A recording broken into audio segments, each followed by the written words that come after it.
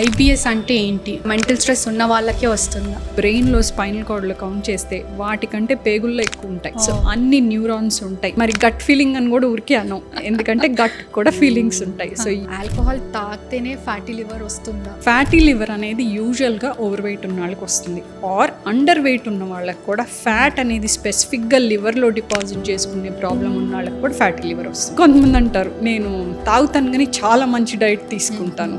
కొలెస్ట్రాస్కోపీ through cancer వచ్చే chance ఉందని ఒకటి ఉంది. So is it a myth or truth? It is a myth. Colonoscopy, I would say, is an excellent test. Why? There are very few tests that can be done to prevent cancer. Endoscopic ultrasound అంటే ఏంటి? మామూలుగా ultrasound చేస్తారు typically pregnant women. పైన పొట్ట మీద jelly వేసి పైనుంచి ఇట్లా రుద్ది లోపల ఆర్గన్స్ ఏమున్నాయో కనిపెడతాం. సేమ్ అల్ట్రాసౌండ్ మెషిన్ని ఒక ఎండోస్కోప్లో పెట్టి లోపల నుంచి అల్ట్రాసౌండ్ చేయటం is endoscopic ultrasound.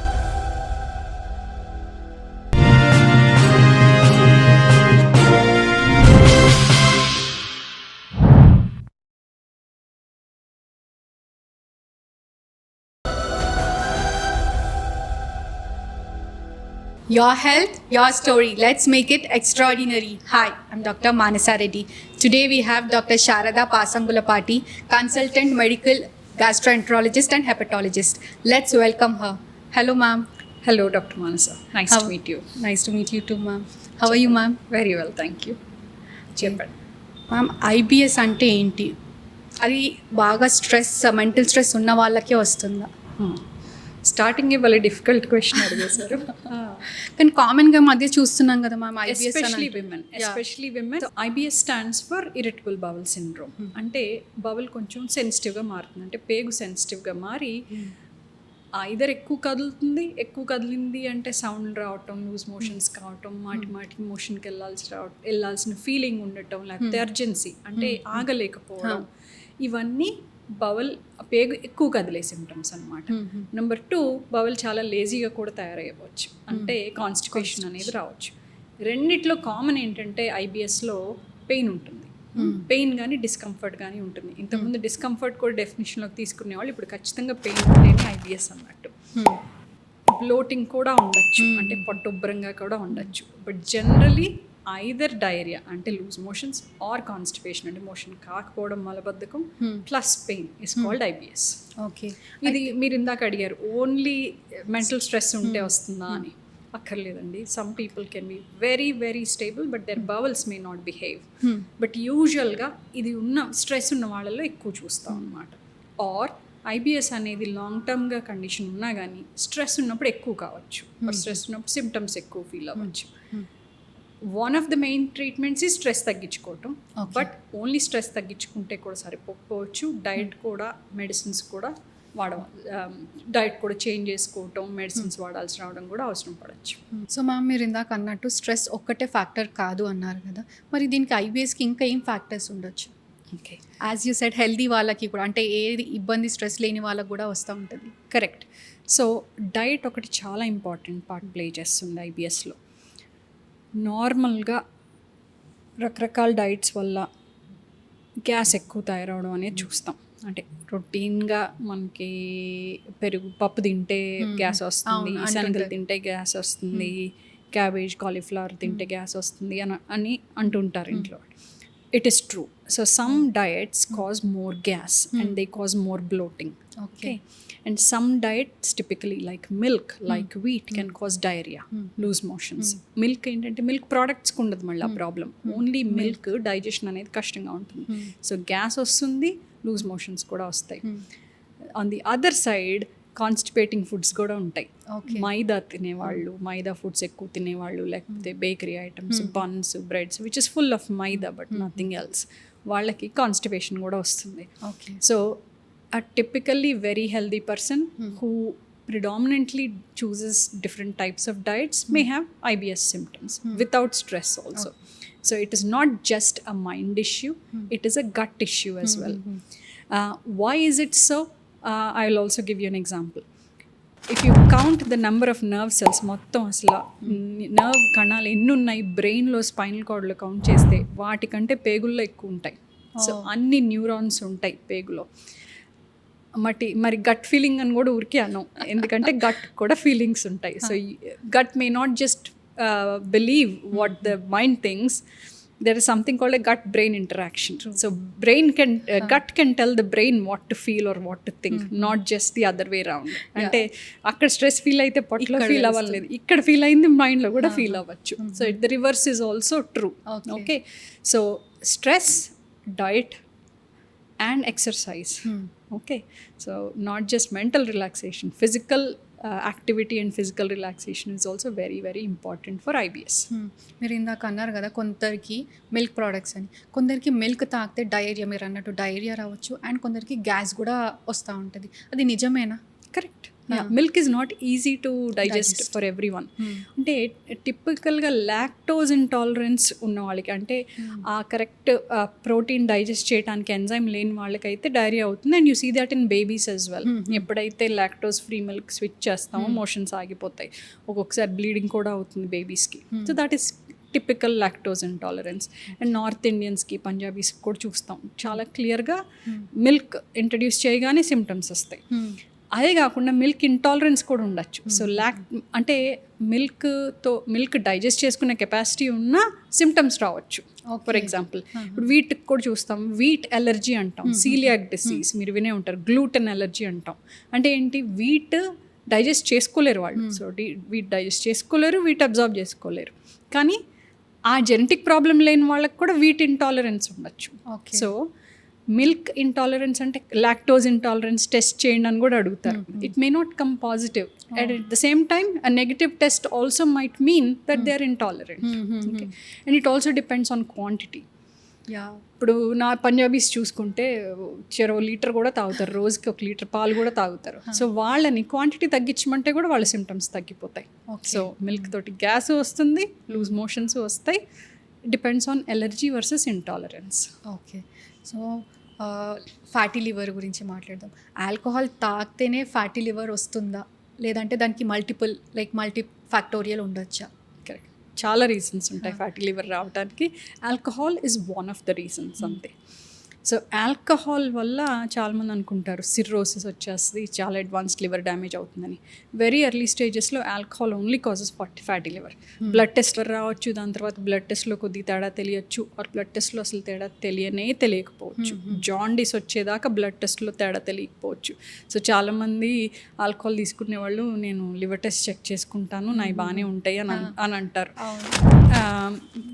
Simple example చెప్తా. ఇప్పుడు లివర్ ట్రాన్స్ప్లాంటేషన్ గురించి వింటాం. లివర్ ట్రాన్స్ప్లాంటేషన్లో డోనర్స్ గురించి కూడా మాట్లాడతాం. సో నాట్ జస్ట్ జీవన్ దాన్ ద్వారా వచ్చే డోనర్ కాకుండా ఫ్యామిలీ మెంబర్ని డొనేట్ చేయమంటాం. ఎంత డొనేట్ చేయమంటాం? 60 to 65% ఆఫ్ లివర్ తీసేస్తాం. సో అయినా బాగానే ఉంటారు డోనర్. అదే ఎగ్జాంపుల్ చెప్తా ఆల్కహాలిక్స్కి. సో మీకు 60-70% డ్యామేజ్ అయ్యేదాకా బయటకు కూడా తెలియదు లివర్ ప్రాబ్లం ఉన్నట్టు.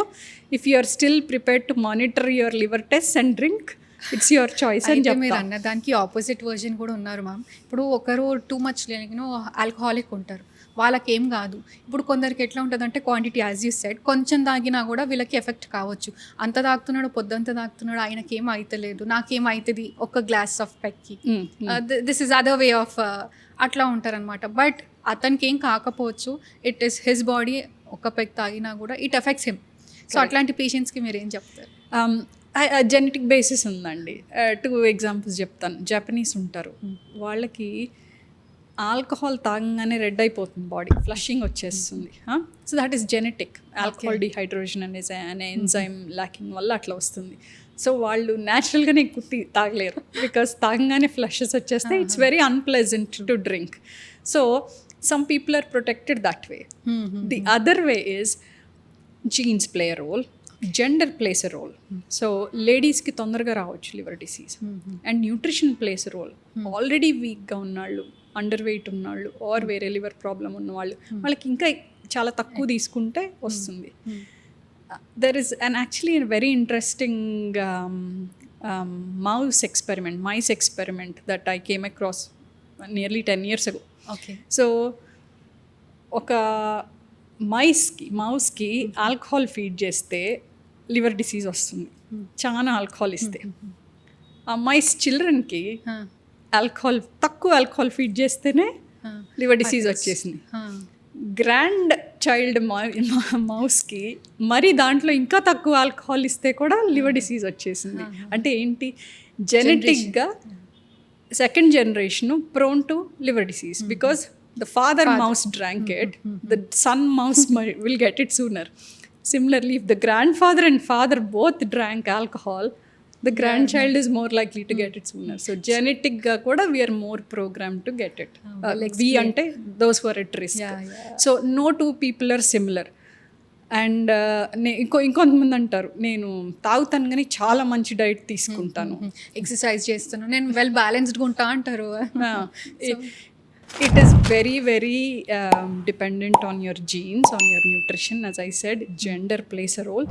ఇవన్నీ బేసిస్ మీద ఆల్కహాల్ అనేది WHO మేడ్ రికమెండేషన్స్. ఇప్పుడు ఇండివిజువల్కి చేయలేరు కదా, they can't create a formula, age పెట్టి వెయిట్ పెట్టి జెండర్ పెట్టి నువ్వు ఇంత తాగచ్చు అని చెప్పలేరు. బట్ ఇప్పుడు ఇంతకుముందు men can drink up to 21 units a week, women can drink up to 14 units a week అని రికమెండేషన్ ఉండేది. WHO have changed it. Now they said men or women should not cross 14 units a week. Okay. That is an unhealthy level of drinking అని. తర్వాత recommendations ఏంటి, అసలు no amount of regular drinking is safe అని. అంటే అసలు తాగకుండా ఉండి ఎప్పుడన్నా ర్యాండమ్గా తీసుకుంటాం సేఫర్ అని చెప్పి. ఒక్కసారి ఫ్యాటీ లివర్ వచ్చిన వాళ్ళు మళ్ళీ నార్మల్ లివర్ అవుతుందా వాళ్ళకి? ఖచ్చితంగా అవుతుంది. యా.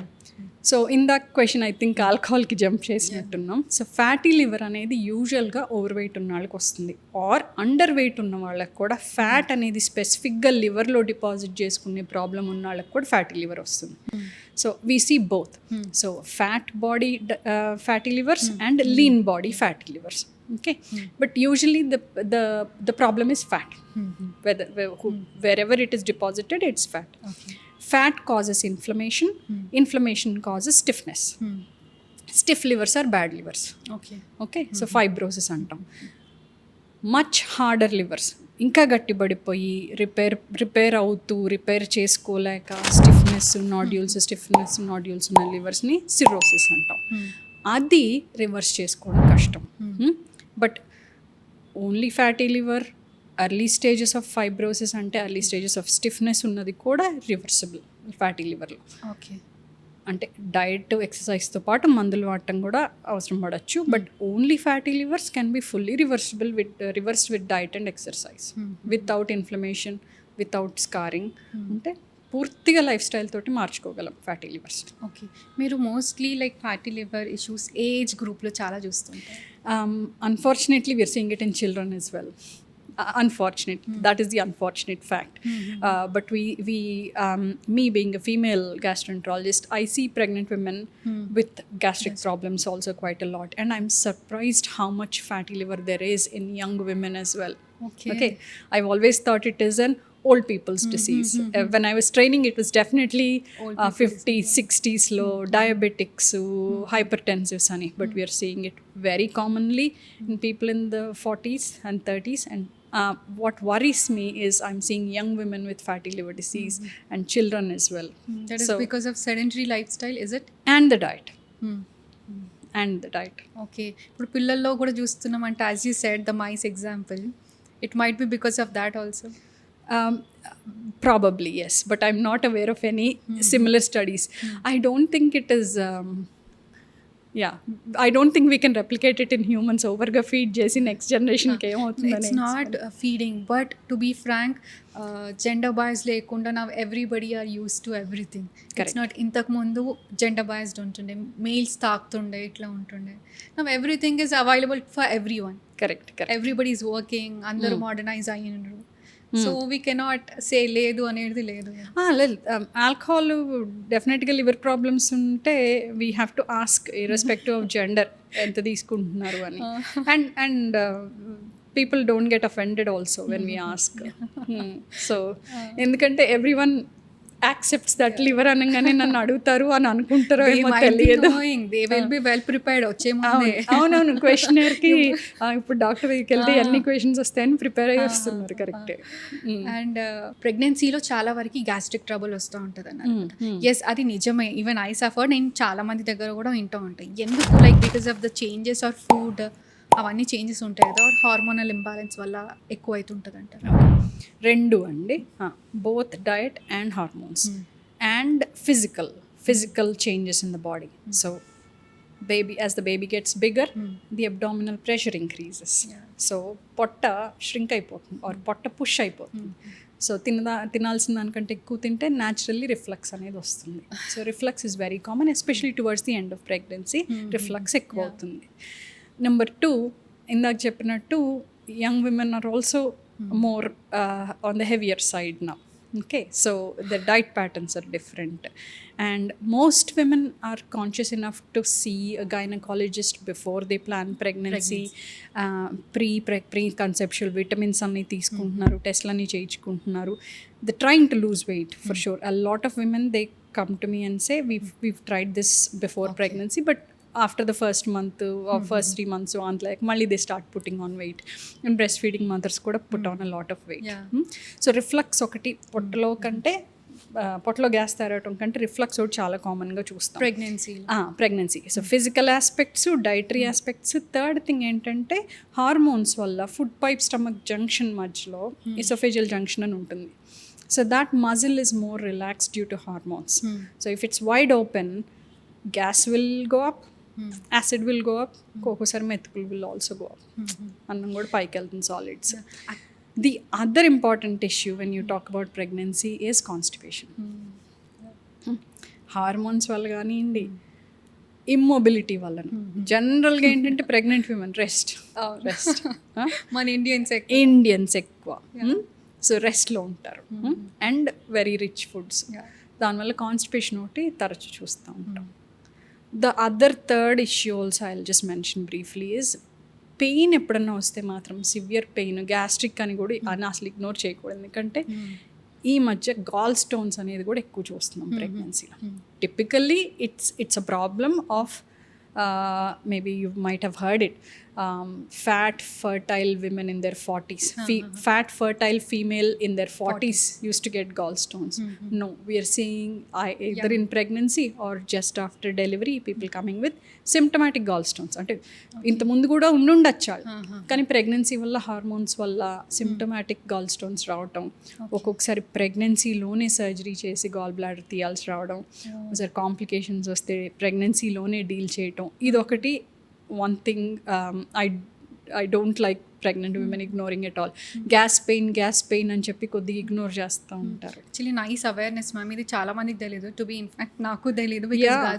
మంట అంటే ఏదన్నా గ్యాస్ ప్రెగ్నెన్సీ. అండ్ ఇంకొకటి I have to mention it, bleeding ఒకటి, రెక్టల్ బ్లీడింగ్ ఒకటి ప్రెగ్నెన్సీలో ఇగ్నోర్ చేస్తారు. పైల్స్ బ్లీడింగ్ అనో ఇంకేదో అని చెప్పి అది కూడా ఇగ్నోర్ చేయకూడదు. ఎందుకంటే you must report it to the gynecologist. Gynecologist either rectal examination చేయొచ్చు, లేకపోతే they might refer them on. Bleeding లాంటి, పెయిన్ లాంటి హై రిస్క్ సిమ్టమ్స్ ఇవి అస్సలు నెగ్లెక్ట్ చేయకూడదు. మ్యామ్ ఇప్పటిదాకా మనం వీళ్ళ ప్రెగ్నెన్సీ ఉమెన్ గురించి మాట్లాడాం. ఇప్పుడు నార్మల్గా చూస్తూ ఉంటే bloating, too much of bloating, ఎందుకో తెలియదు దీస్ డేస్ మీరు వింటూ ఉంటే బ్లోటింగ్, బల్జింగ్, గ్యాస్ట్రిక్, ఇదంతా ఇష్యూస్ వస్తున్నాయి. ఎందుకు? అగైన్ ద సేమ్ ఫుడ్ అయినా లేకపోతే ఇంకేదైనా ఇష్యూ? అంటే ఇది గ్యాస్ట్రిక్ అనుకొని వదిలేయొచ్చా, or we need to definitely consult? ఎప్పుడు కన్సల్ట్ చేయాలి? Very good question. Bloating is a very common thing, and we don't always know what goes into our food. Okay, fortunately or unfortunately, it's a fact that we like eating out, and we don't always know what is in our food. So occasional bloating, especially when you eat out, or ఇందాక మనం gas foods అని చెప్పుకున్నాం, పాలు, శనగలు, రాజ్మా, ఇట్లాంటి ఇవి తిన్నప్పుడు bloating ఎప్పుడన్నా వస్తుంది అంటే you can kind of ignore and change the diet and see how get out. Bloating అనేది పర్సిస్టెంట్గా ఉంటే, especially with weight loss or కాళ్ళ వాపులు రావటం, అటువంటి సిమ్టమ్స్ ఏమన్నా ఉంటే కనుక డెఫినెట్లీ మెరిట్స్ ఇవాల్యుయేషన్. ఎందుకంటే బ్లోటింగ్ ఏదైతే గ్యాస్ అనుకుంటున్నారో, it may not just be gas, it may be fluid also. Okay, a lot of women especially think bloating and neglect చేసాం. They may have liver disease, they may have kidney disease, పొట్టలో నీరు వచ్చేసేయచ్చు. That is number 1. Number 2, ovary problems కూడా can present as bloating. Absolutely. Not just gut. Gastroenterologist, as a gastroenterologist, I'm always conscious. Gut issues నేను recognize చేస్తాను. I should never miss an ovary problem అని చెప్పి, ఎందుకంటే we get carried away in our own specialty. So all women with bloating, I always do an ultrasound scan. I check their ovaries అన్నమాట. అదొకటి. And next coming to pure gastric issues, ఏంటంటే intestine blockage కావచ్చు. Blockage అయ్యి పై part of the intestine కింద black అయింది అనుకోండి, upper part of the intestine will bulge, that causes bloating. So blockages కావచ్చు, tumours కావచ్చు. అండ్ స్టమక్ ఒక్కొక్కసారి ఎక్స్పాండ్ కాదు. Stomach when you eat, it is meant to expand to allow food. So there might be problems within the stomach lining that stop it expanding. So అట్లాంటప్పుడు కూడా కొంచెం తినగానే bloated feeling రావచ్చు. So bloating కనపడటం ఒకటి, bloating అనిపించడం ఒకటి. Okay, both or if they are continuous and if they are associated with other symptoms, absolute evaluation is necessary. It's absolutely necessary. And కొందరికి పీరియడ్స్ వచ్చే ముందు బ్లోట్ అవుతుంటుంది అని అంటారు. Is it normal? It is common అండి. Pre menstrual syndrome అంటాం కదా. So bloating, కాళ్ళ వాపులు రావటం, కాన్స్టిపేషన్ రావటం, that is common. How do you treat pregnant women when they are having gastro problem or reflux వస్తుంది? అట్లాంటి పేషెంట్స్ని ఎట్లా ట్రీట్ చేస్తారు? సో ప్రెగ్నెన్సీలో సేఫ్ అయిన మందులు ఉన్నాయి. సో ఆబ్వియస్లీ ఎర్లీ ప్రెగ్నెన్సీలో ఏ మెడిసిన్స్ లేకుండా మేనేజ్ చేద్దామని చూస్తాము. ప్రెగ్నెన్సీలో సేఫ్ మెడిసిన్స్ ఉన్నాయి. అండ్ సిరప్స్ కూడా సేఫ్ సిరప్స్ ఉంటాయి. ఇమీడియట్గా యాంటాసిడ్స్, యాసిడ్ నెగెట్ చేయడానికి సేఫ్ మెడిసిన్స్ ఉంటాయి. And timely meals, small frequent meals అని అట్లా డైట్ ప్యాటర్న్ మార్చి ట్రీట్ చేస్తాం. బట్ సిమ్టమ్స్ ఇంప్రూవ్ కావట్లేదు అనుకోండి, we have to evaluate also. Endoscopies కూడా చేస్తాం ప్రెగ్నెన్సీలో. We choose the right window. First 12 వీక్స్లో చేయం, లాస్ట్ 12 వీక్స్లో చేయం. మిడిల్ ట్రైమెస్టర్ అంటాం కదా, ఆ టైంలో especially someone is losing weight, disproportionate weight loss, continuous vomitings requiring hospitalizations. యూజువల్గా మార్నింగ్ సిక్నెస్ అనేది 12 వీక్స్కి అయిపోతుంది కదా, అట్లా కాకుండా ఫ్రీక్వెంట్గా డిహైడ్రేట్ అయిపోయి హాస్పిటలైజ్ అవుతున్నారనో ఇటువంటివి ఉంటే endoscopy is safe in pregnancy. ప్రెగ్నెన్సీలో సేఫ్ అనెస్థీషియా కూడా ఇవ్వచ్చు. ఓకే, అంటే పొజిషన్ అది ఎట్లా పెట్టుకోవాలి, ఇట్లా కొన్ని మైనర్ చేంజెస్ ఉంటాయి. But endoscopy is safe in pregnancy when done cautiously. నాకు మీరు అన్నట్టు బ్లడ్ వామిటింగ్స్ అండ్ రెక్టల్గా బ్లీడ్ అవుతుంది. Is it okay? ఒక్కసారే అవుతుంది వాళ్ళకి. Is it okay to take it normal ఒక్కసారి అయినా కూడా? బ్లడ్ వామిటింగ్ ఒక్కసారైనా I don't think you should take normally. Rectal bleeding ఒక్కసారి అవుతుంది అంటే బాగా హార్డ్ మోషన్ వచ్చి పెయిన్ తోటి ఎప్పుడైనా ఒక స్ట్రీక్ లాగా వచ్చింది అంటే I guess you can monitor. Because you know when you have had so much pain that it might have been a small tear, especially motion అవ్వక బాగా స్ట్రెయిన్ అయినప్పుడు పెయిన్ వచ్చి ఒక చుక్క బ్లడ్ పడింది అంటే I guess it is okay. But haemorrhoid ఉంటే బయటికి లంప్ లాగా ఫీల్ అయిపోతారు. ఇంటర్నల్ హెమరాయిడ్స్ ఉంటే యూజువల్గా పెయిన్ ఉండదు. ఫిషర్ అనే ప్రాబ్లం ఉంటుంది అనమాట. అంటే it's like a tear. Fissure you can kind of it will get better, so you can monitor. But any bleeding one has to at least monitor. ఒకసారి అయింది కదా అని ఊరుకుంటానికి లేదు. They have to keep monitoring. And ideal ఏంటంటే simple rectal examination. You go to a doctor, finger తోటి check చేస్తారు అంతే. అనుమానం ఉంటేనే కొలనోస్కోపీ ఆర్ సిగ్మాయిడోస్కోపీ అనే టెస్టులు చేయటం. Just rectal examination will itself give a lot of information. No fancy test required most of the time. ఇనీషియల్గా ఉన్నప్పుడు రిపీటెడ్గా వస్తుందంటే మాత్రం we have to put a camera and check. మీరు చాలామందిని చూస్తుంటే మ్యామ్ తిన్న తర్వాత పడుకుంటారు ఇమీడియట్ ఆఫ్టర్ మీల్. తినంగానే ఇంకా అలసిపోయి పడుకుంటాను. అది అందరికీ హ్యాబిట్, జనరల్గా మన ఇండియన్స్కి ఇంకెక్కువ. సో అది సేఫేనా? Absolutely unsafe, especially if one has reflux. Okay, so ఐడియల్గా అసలు రిఫ్లక్స్ పక్కన పెట్టండి. జనరల్లీ తిన్న ఫుడ్ అరిగేదాకా కొంచెం అన్నా తిరగటం, చిన్న చిన్న పనులు చేసుకోవడం అనేది it is good for sugar control or digestion also. Forget symptoms. ప్రివెన్షన్కి కూడా చాలా ఇంపార్టెంట్ ఇది. అంటే ఫ్యూచర్ డయాబెటీస్ ప్రివెన్షన్ కూడా. యాక్చువల్గా మన తెలుగు భాషలో దానికి ఏమి స్పెసిఫిక్ టర్మ్ లేదు, కానీ మహారాష్ట్రియన్స్కి ఒక టర్మ్ ఉంటుంది, శతపావళి అంటారు. One has to take 100 steps after every meal అని. Okay. And it's so true for dinner. ఎట్లాగూ డే టైంలో అయితే మనం బ్రేక్ఫాస్ట్ తర్వాత లంచ్ తర్వాత ఎట్లాగో తిరుగుతూ ఉంటాం కాబట్టి it doesn't matter as much. Dinner తర్వాత at least 100 steps is very important.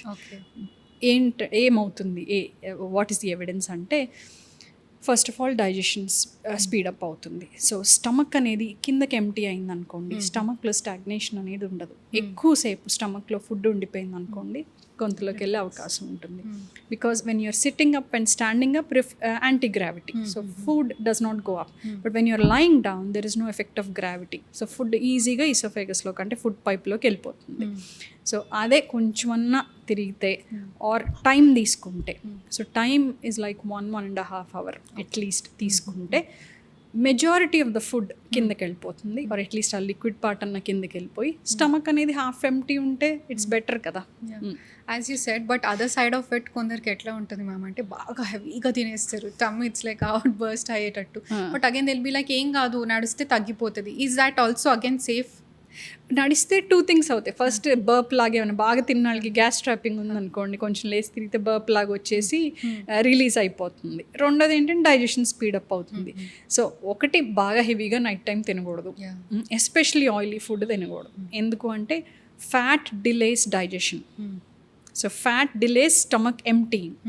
So your food stays there for longer. So you're likely to have nocturnal reflux అంటాం. ఆ సిమ్టమ్ చాలా కష్టం కంట్రోల్ చేసుకోవడం. అంటే నైట్ టైం పలానా టైంకి వచ్చే రిఫ్లక్స్ని ఆపటానికి మందులు ఉండవు, డైటే. ఓకే. సో మ్యాక్సిమం మనం ఏం చేయగలం, మన మందులతోటి పొట్టలో ఉండే యాసిడ్ని తగ్గించగలం, ఎంతో కొంత పైకి రాకుండా కిందకి పుష్ చేయగలం. అంతేగాని పర్టికులర్గా ఈ టైంలోనే కిక్కిన్నాయి, ఆ టైంలోనే పనిచేసే డ్రగ్స్ ఉండవు. సో డెఫినెట్గా lifestyle plays 70% of the role treatment of రిఫ్లక్స్లో, 30% మందులు అనుకోవాలి.